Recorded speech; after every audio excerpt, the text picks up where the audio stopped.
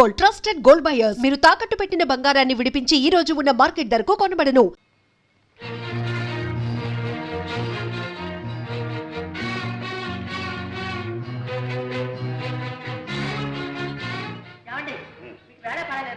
మీరు ఎప్పుడు పడితే అప్పుడు గంట కొడితే చేతిలో ఉన్న పైన పరిగెత్తుకు రావాలి. రావాల్సింది.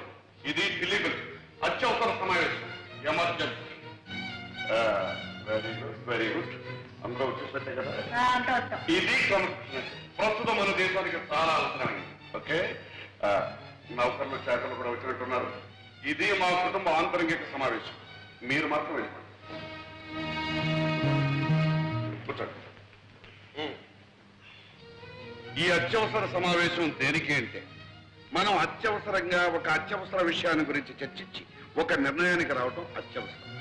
ఆ అత్యవసర విషయం ఏమిటి అంటే మన అమ్మాయి కుమారి దుర్గాదేవికి అత్యవసరంగా ఒక సంబంధాన్ని చూసి ఖాయపరిచి ముహూర్తం పెట్టింది. ఇప్పుడు అమ్మాయి పెళ్లికి అవసరం వచ్చిందండి. ఇప్పుడు మనం తొందరపడకపోతే అమ్మాయి తొందరపడే అత్యవసర పరిస్థితి ఏర్పడితే మామగారు చెప్పిందే నిజమైతే అత్యవసరంగా ఆలోచించాలి మనం. ఏంటా నిజం? నా కూతురు ఏమన్నా మొగుడో అని కలవరిస్తుందా? మొగుడో అని నీ కూతురు అనకపోయినా ఎవడో పెళ్ళామో అంటూ నీ కూతురు కోసం మన ఇంటి చుట్టూగా తిరుగుతున్నాడే. అదేదో లవ్ అఫేర్ లా ఉంది నాన్నగారు. లవ్వే. ఈ లవ్ అఫేర్ ఎంతవరకు వచ్చిందంటే నా కూతురుకు లవ్ లెటర్ నేనే పోయాల్సి వచ్చింది. పూణే మైలేదే 20 రూపాయలు బడ్జెట్ కూడా తీసుకున్నాను. ఏమిటి మీరు అంటున్నది? అభం శుభం తెలియని దాని మీద అభాండాలు వేయకండి. దానికి లవ్ లెటరా? ఎవడండి రాసింది?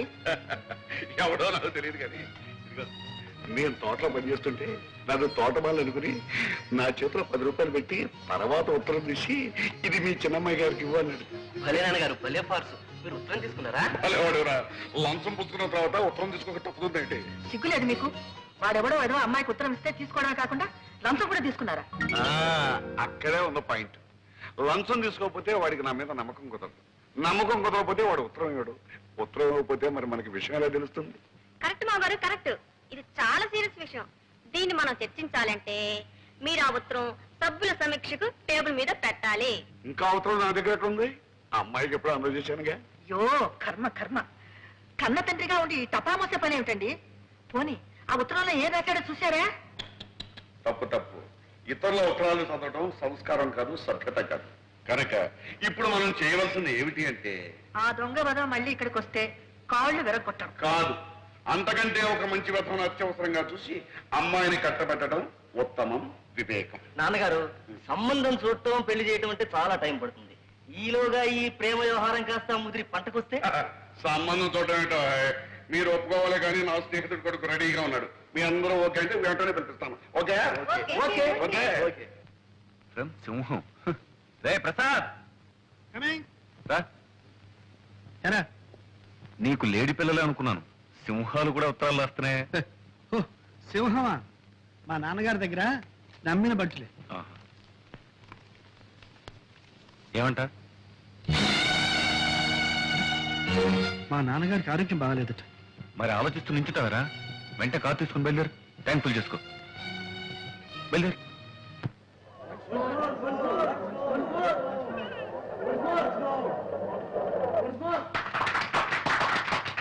బాబు, సంతోషం ఎక్కువైందంటే నా ఇప్పే దొరికిందా? బాబు, ఈ రోజుల్లో ఉత్తరాలు రాస్తే చేరుతాయా? రమ్మని రాశాను, వెంటనే వచ్చేసావా? వచ్చావా బాబు? బాగున్నావా? మీ ఆరోగ్యం ఎట్లా ఉంది నాన్న?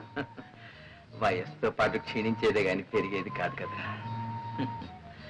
అది సరేగాని నువ్వు నాటకాలు వేస్తున్నావట, నటుడిగా మంచి పేరు తెచ్చుకున్నావట. మహానటుడు మాధవయ్య గారు కొడుకు నటుడు కావడం పెద్ద గొప్ప.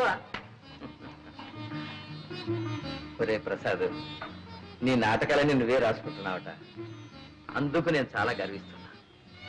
నటులదే ఉందిరా, నాటకాలు రాసిన కవులు, వాళ్ళు సృష్టించిన పాత్రలు అవేరా శాశ్వతం. నటులు వస్తారు పోతారు. కాదేం మాట.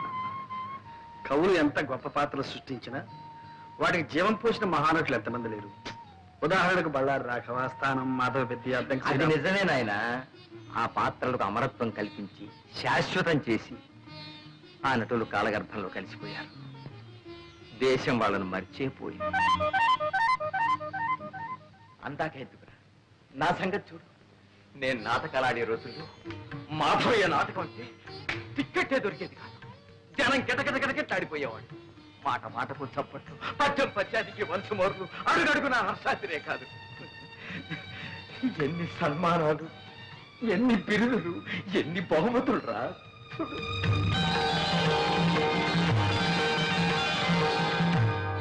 ఆనాడు నాకు వచ్చిన బహుమానాలన్నీ ఇవాళ నన్ను వెక్కిరిస్తున్నాయిరా. ఇవాళ నేను ఎవరికి కావాలి, ఎవరికి గుర్తున్నాను?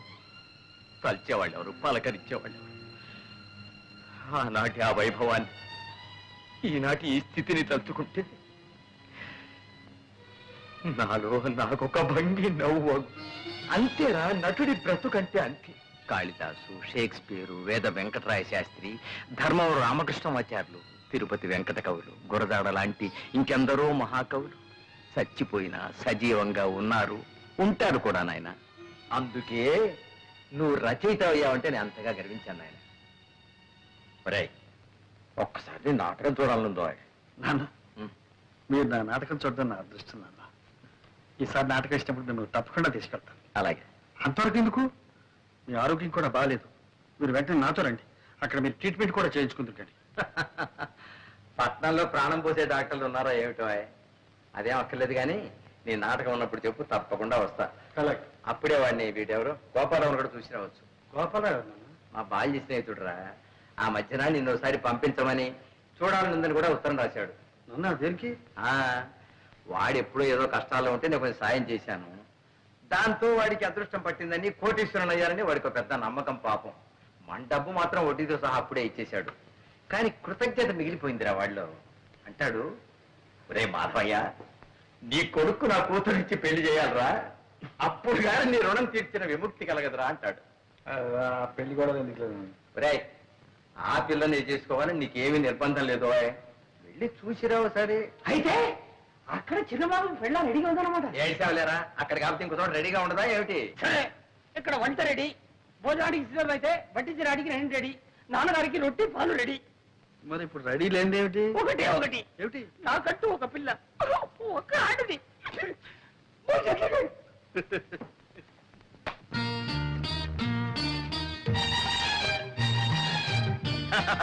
రండి బాబు రండి, తమను చూసి చాలా కాలం అయింది.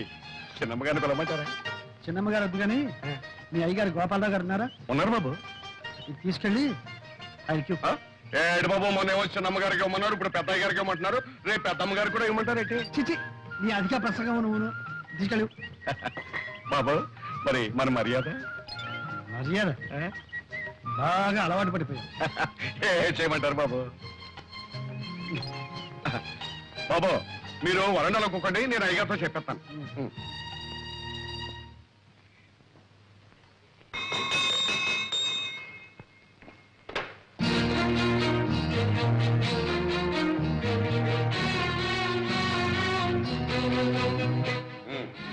అందరూ వచ్చినట్టేనా? మీ పద్ధతి ప్రకారం అందరం వచ్చాం. Very good. అమాత్రక బయట వాకిట్లో నా కోసం వస్త్రం కాచున్నాడు, వెళ్ళి తీసుకురామ్మా. ఇది అత్యవసర సమావేశం కాదు, హాస్యరస సమావేశం. మీరంతా ఇప్పుడు ఒక మంచి నాటకం చూడబోతున్నారు. నమస్కారం. నువ్వేనా ప్రసాదివి? అవునండి. మా తోటమాలి చేత నాకు చీటీ పంపించింది కూడా నువ్వేనా? అవునండి. అలాగే 3 రోజుల ముందు మా తోటమాలికి లంచం ఇచ్చి మా అమ్మాయికి చీటీ పంపించింది కూడా నువ్వేనా?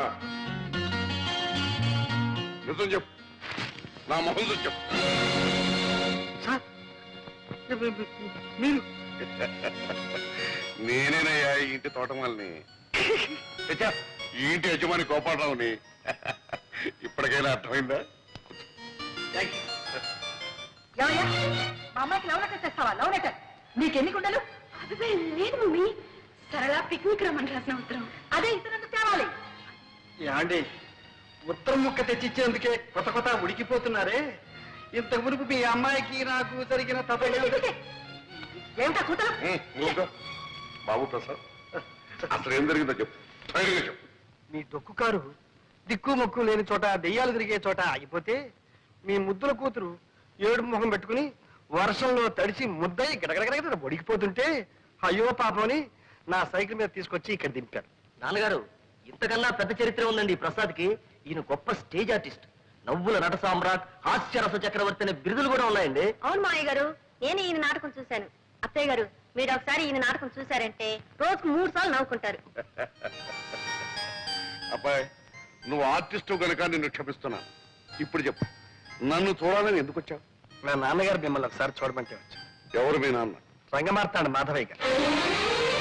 మాధవి కొడుకు అభినవ దుర్యోధనుడని, అపర హరిశ్చంద్రుడని, ఒకప్పుడు ఆంధ్ర నాటక రంగాన్ని వృతులగించిన మా మాధవి కొడుకు. ఏమండి, మీరు మాటలు చెప్పడం చూస్తే మీరు ఎప్పుడు నాటకాల్లో వేశారా? ఆయన ఏడ్చారు కానీ ఆయన ఎక్కడా నేను ఎక్కడ. ఆయన కొడుకు నువ్వు చెప్పాను. Very good, very good. ఎవరో మాధవి కొడుకు చెప్పానే అబ్బాయి ఇతను.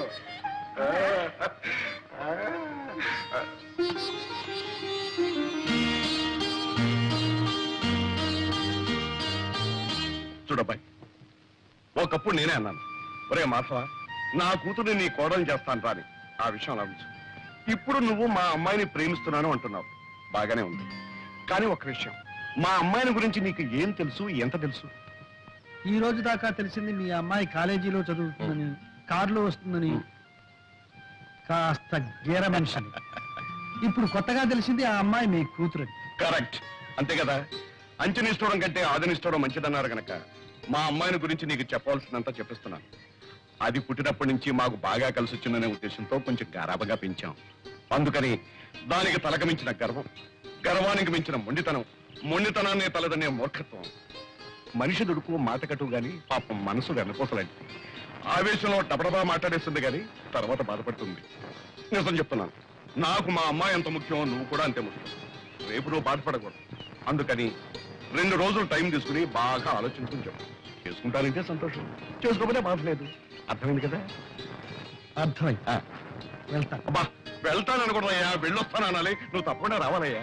ఇదిగా ఈసారి వచ్చినప్పుడు మాత్రం లంచం. రే ప్రసాద్, ఏ తండ్రి తన కూతురు గురించి ఇంత పచ్చిగా చెప్పరా? గోపాలరావు చెప్పాడు అంటే తన కూతురు నీకు ఇవ్వడం ఇష్టం లేక, తను చెప్పలేక నీకు నువ్వే తప్పుకునేందుకు ఎత్తువేశాడేమో నా అనుమానం. నే అలా అనుకోవడం లేదురా. రే, నాకు వేరే అనుమానం ఉందిరా. ఏమిట్రా? మన కార్లు, బంగళాలు, ఈ పటాటోపం అంతా చూసి దుర్గ ఇవన్నీ నావేనని అనుకుని ప్రేమిస్తుందేమో అని నా అనుమానం. ఏమో ఏమో అనుకోపోతే ఎదురుపడి మాట్లాడితే పోలా? నేను మాట్లాడాలనుకుంటున్నాను. ఓకే, డైరెక్ట్ గానే చెప్పేస్తాను.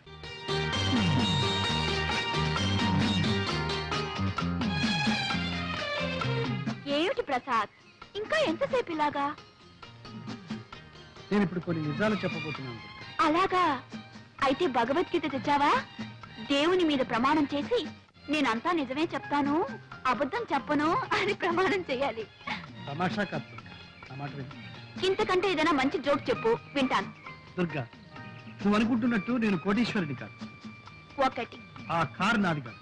2 నేనుంటున్న బంగళా నాది కాదు. 3 చాలు చాలు చాలు. ఇక నేను చెప్తాను. ఈ షర్ట్ నీది కాదు, ఉమ్, ఈ ప్యాంట్ నీది కాదు, ఉమ్, ఈ బూట్లు నీవి కావు. ఉమ్. అసలు నీ పేరు ప్రసాద్ కాదు, మరి నీ పేరు అప్పల స్వామి. అది కాదు నా పేరు దుర్గ కాదు, నా పేరు అప్పలమ్మ. దుర్గా, నీకంతా నవ్వులాటగా ఉంది కదా. ప్రసాద్, ఇంతవరకు కానివేమిటో చెప్పుకున్నావు, ఇప్పుడు ఆయనవేమిటో నేను చెప్పనా? మ్మ్. నువ్వు నన్ను ప్రేమిస్తున్నావు, అవునా? అవును. నేను నిన్ను ప్రేమిస్తున్నాను. ఏమో నువ్వే చెప్పాలి. ఓకే, నేను నిన్ను ప్రేమిస్తున్నాను. మనం ఇద్దరం పెళ్లి చేసుకోబోతున్నాం. అందుకే దుర్గా, మనం ఒకరినొకరు పూర్తిగా అర్థం చేసుకోవాలి. మన ఇద్దరి మధ్య ఏ అపార్థాలు ఉండకూడదు. అర్థాలు లేవు, అపార్థాలు లేవు. మన ఇద్దరి మధ్య ఉన్నది ఒకటే, ప్రేమ. అది ఉండి ఏది లేకపోయినా డోంట్ కేర్. దుర్గా, నేను చెప్పేది నువ్వు నమ్మడం లేదు. అంతా జోక్యం తోసి పారేస్తున్నావు. అబ్బే, పారేటల్లా మూట కట్టుకుని భద్రంగా గుండెలో దాచుకుని ఇంటికి తీసుకెళ్తాను. ఏయ్, గణసభలో ప్రసాద్కి సన్మానం రా, తప్పకుండా వెళ్ళాలి.